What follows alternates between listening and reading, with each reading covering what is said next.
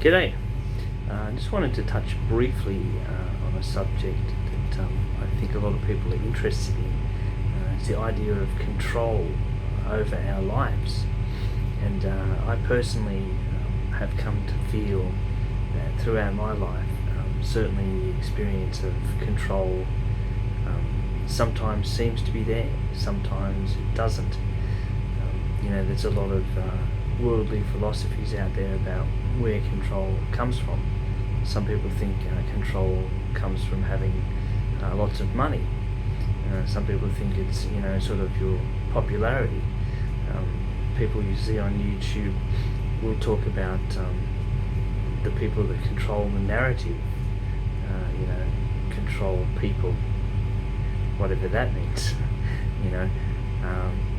But yeah, I think if you turn to the Bible and look at when Jesus comes before Pontius Pilate, so in John chapter 19, starting here at verse 10, so Pilate said to him, Pilate was talking to Jesus at this point. This is where Jesus has been handed over to the Roman authorities.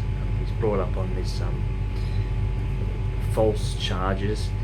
Basically, Judas Iscariot, who was one of Jesus' followers, betrayed Jesus to the Jews. The Jews wanted him out of the way because basically they didn't believe he was the Messiah that they were waiting for.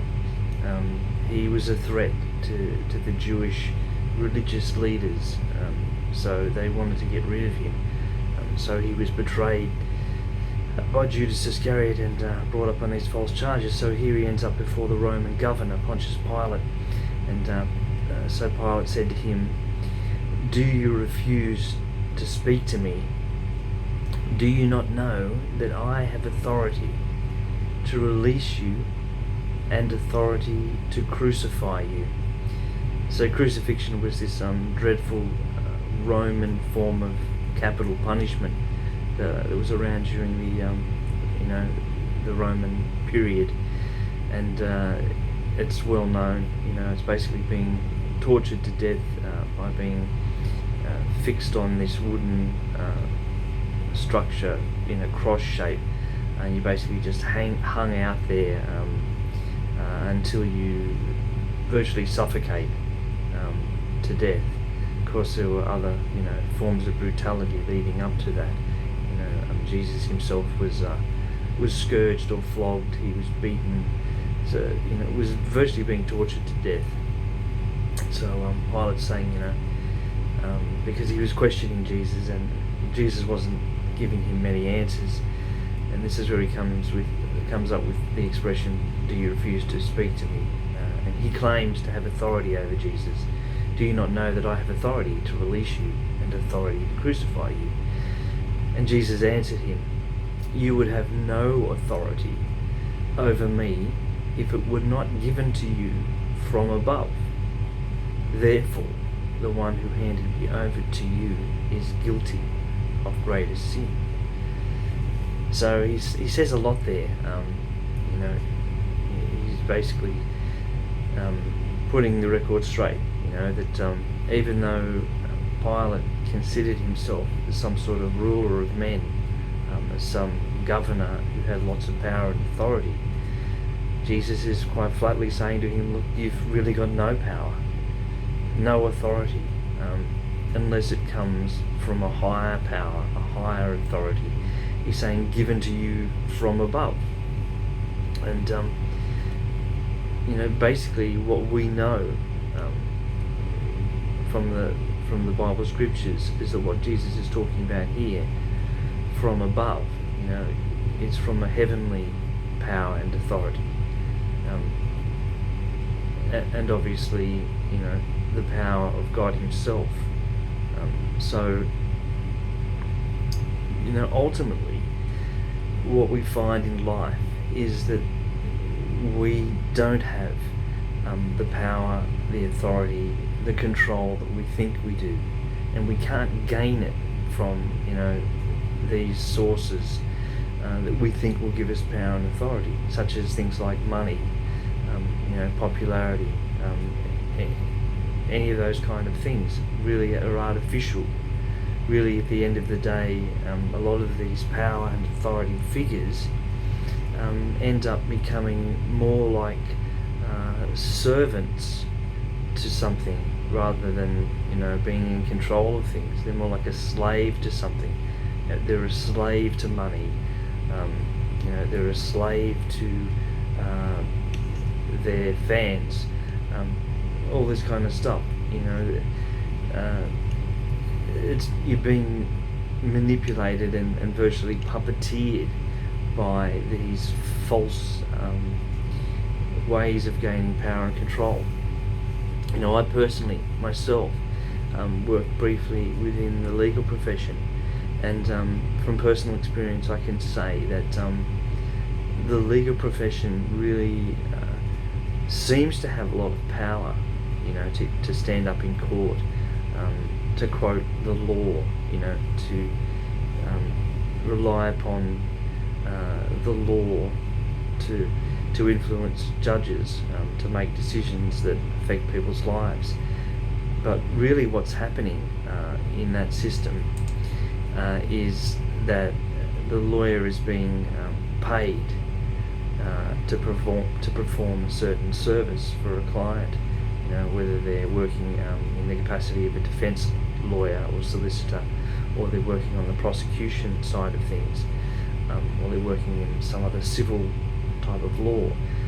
Basically, they're being paid to provide a service, and it's really the money behind the lawyers that is the control. It's really just about that. Unfortunately, courts turn into little more than Dutch auctions, where justice goes to the highest bidder. So it's a little bit absurd. They talk about the court being the theatre of the absurd, and that certainly is true to a large extent. What you're seeing is really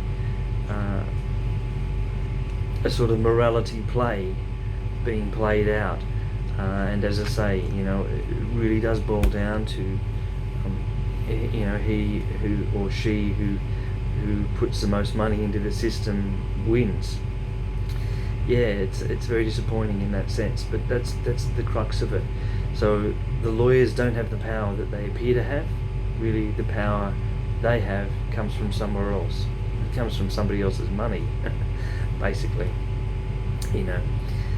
So yeah, I saw something fairly recently on the news about what was happening down in Victoria, which is a state here in Australia, with the pandemic. The government down there put a lot of restrictions on people in Victoria, what they could do and what they couldn't do, and there was a lot of people who were up in protest about that, getting out on the streets protesting about it, and the Victorian police were out in numbers as well, trying to quell the protesters. And I remember seeing on the news one man being escorted away by Victorian police, and he was shouting as he went, saying control is an illusion. That was kind of played several times in the news. It was a bit of a sort of sensational thing, this guy being carted off as a protester and shouting out control is an illusion.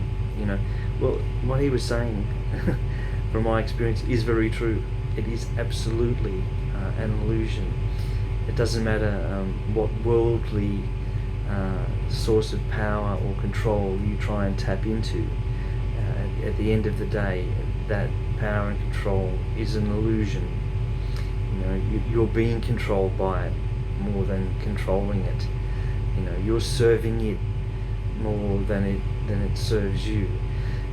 So I prefer, to admit the truth. That basically control is out of our hands. It's in a higher power, a higher authority. I prefer to choose God as that higher power and that higher authority. I allow myself and my life to be basically submitted to His will, to His control, to His authority, because it really is anyhow. It's kind of like realizing that, coming to terms with that truth in our lives. It's just, it doesn't matter what, to some extent, which turn we make, in our lives. God will get us to where He wants us to go at the end of the day, if we trust in Him. If we allow Him to be in control of our lives willingly, rather than He's in control of our lives and we're sort of trying to somehow fight against that reality. So it's food for thought. Have a look at John, starting at verse 19, and get your head around that idea. Control is an illusion. The only real control in our lives does come from above. So pray to God. Let Him be in control of your life. It will be something that will change your life. God bless. Amen.